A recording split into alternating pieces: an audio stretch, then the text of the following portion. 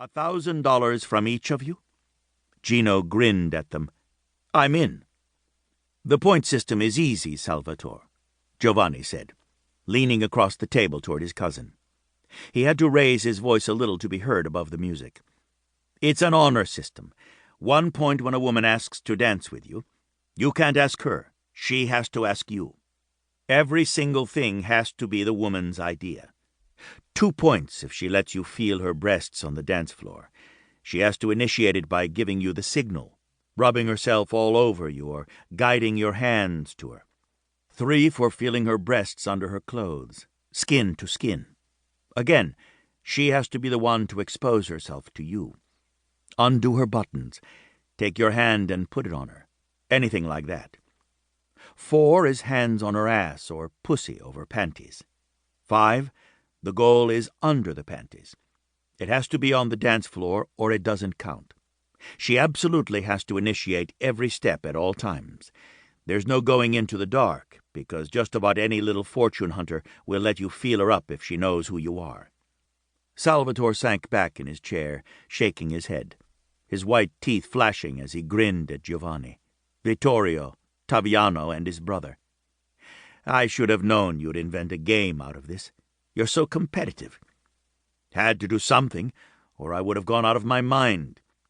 Giovanni looked around him at the crowd of writhing bodies. "Easy pickings. They're all out to trap you, so have fun turning the tables." "What if we manage a blowjob?" Salvatore asked.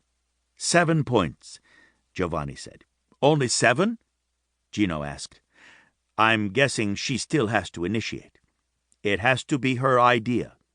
You're getting a blowjob and the possibility of a whole hell of a lot of money from the rest of us," Giovanni said. "It's 10 if you manage to nab one that will go all the way, but you have to be willing to be out in the open. No bathroom stalls. 1,000 a point from everyone playing. Put your names in the pot, and happy hunting, because I assure you, gentlemen, you are being hunted right now."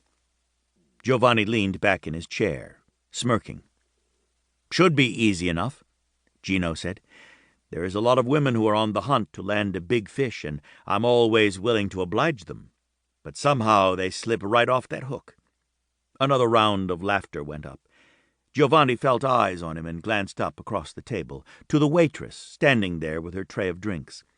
It was the one he'd been watching all night. She didn't blush when he winked at her. If anything, she gave him a look of pure disgust. She'd heard every word. He didn't change expression. Who cared if she heard? She worked for him. He stared her right in the eye. She had gorgeous eyes, blue, not just any blue, but sapphire blue, like the gems. Her eyes were framed with impossibly long lashes, and right now the contempt in them wasn't working for him at all. She lowered her gaze to the table as she put the drinks there. She turned away without picking up the money for her tip.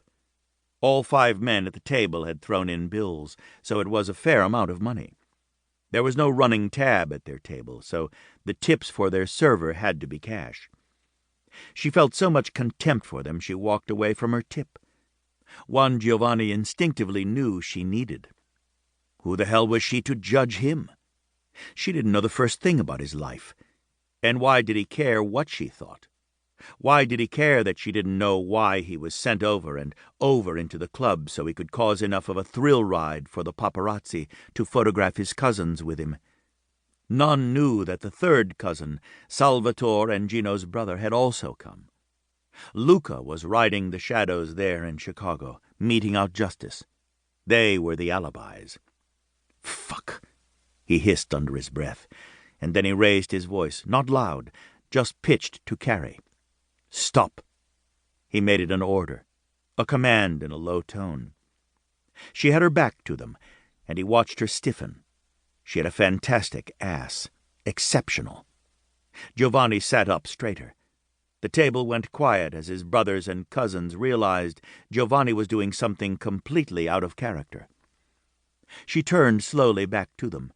She was wearing the standard uniform of the waitresses at his nightclub. They were all required to wear them. Hers fit her body like a glove. The swell of her breasts could barely be contained in the tight corset. The skirt